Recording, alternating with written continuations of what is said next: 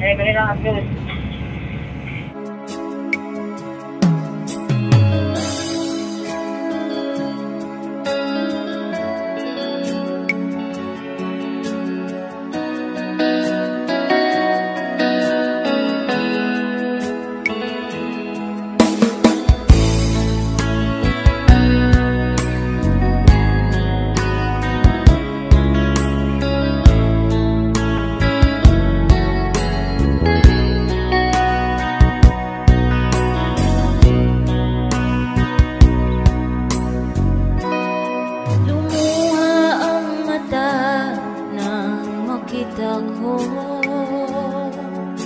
Larawan at liham na iniwan mo,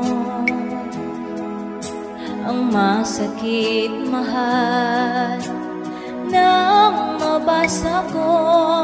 Sabi mo